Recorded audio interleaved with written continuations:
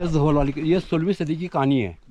राजा यशधवल जब नाराज नंदा को मनाने यहाँ कैलाश की यात्रा कर रहे थे 16वीं सदी में, तो हम वान विलेज से स्टार्ट कर वान से शुरुआत करते हैं। तो वहाँ से ऊपर न तो लेडीज़ आती थी पहले, न जूते आते थे, न चमड़े के बेल्ट आते थे। काफ़ी धार्मिक वो था, क्या नंगे पैर यात्रा करते थे। ठीक है, राजा को सबने बोल दिया था, ए प्रभु आप यात्रा कर सकते हैं, आप अपने हिसाब से सही करें, मगर यहाँ से लेडीज़ों को यहाँ से वापस कर दो और विदाउट चप्पल यहाँ से यात्रा करो। राजा ने बोला मैं राजा हूँ यार, ठीक है। तो आते आते नहीं, फिर उसके बाद आते आते ठीक है बैदनी में रुके। ठीक है, फिर बैदनी में भी उनको बताया गया, प्रभु इन लेडीज़ों को जो उनके साथ अपनी वाइफ भी चल रही थी, अपने पुत्र या लड़का लड़की जो भी था सब चल रहे थे, पूरा राजा बाजा के साथ चले। फिर आए वहाँ पर गरली पातल से सीधा यहाँ पातर में राजा ने रात को जैसे कैंप किया, कैंप भी समझो रात्रि विश्राम। तो रात्रि विश्राम किया, तो उसके बाद वहाँ पे राजा ने बोला चलो खाना पीना हो गया एकदम सा, उसके बोला थोड़ा सा मनोरंजन हो जाए। अब संस्कृत में बोलते हैं पात्र, इंग्लिश में बोलते हैं एक्टर। आप नाचने गाने वाले एक्टर तो हुए आप।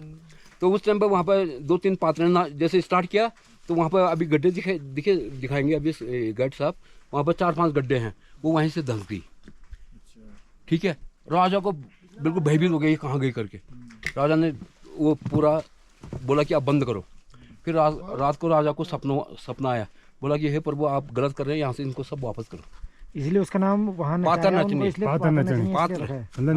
नाटक और नाचने के वाली लेडीज है, तो वहाँ का नाम पात्र नचनी पड़ा। फिर उसके बाद जब राजा सुबह स्टार्ट किया, सबको आदेश तो कर दिया उसने कि आप यहाँ से वापस चलो, मैं यात्रा पूरी करके आता हूँ। तो उनकी वाइफ रानी बल्लभा, तो वो बोली यार मेरे पति तो निकल गए, 1-2 घंटे बाद मैं भी निकलती हूँ। वो उस नंबर क्या थी, प्रेग्नेंट। चलते चलते यहाँ पर बल्पा रानी का सिलड़ा बोलते हैं, बोखा भाषा से थोड़ा इधर जहाँ पर दिखाया था मैंने, तो यहाँ पर रानी का प्रसव हो गया। राजा तब तक जुनार ये रूपकुंड के सारे इतना ही पहुँचा था, तो बल्लभ भी यहाँ पहुँच गई थी।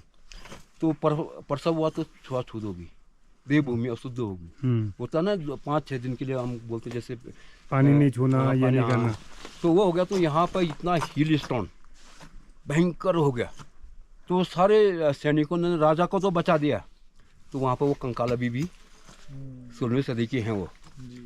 ठीक है, तो उसके बाद राजा तो बच गया। अगले दिन जैसे थोड़ा वेदर क्लियर हुआ, तो ये सारा धुल गया।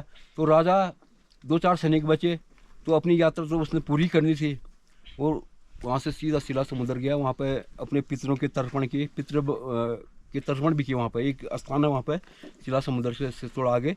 तो उसके बाद राजा ने वो यात्रा पूरी की। फिर कनखल में जाके माफ़ी मांगी, फिर बोला कि मैं नेक्स्ट ईयर जब यात्रा करूँगा तो अच्छे तरीके से करूँगा। तो हर 12 साल में वो यात्रा होती है। ओके, अच्छा, नंदा राज के आज की ये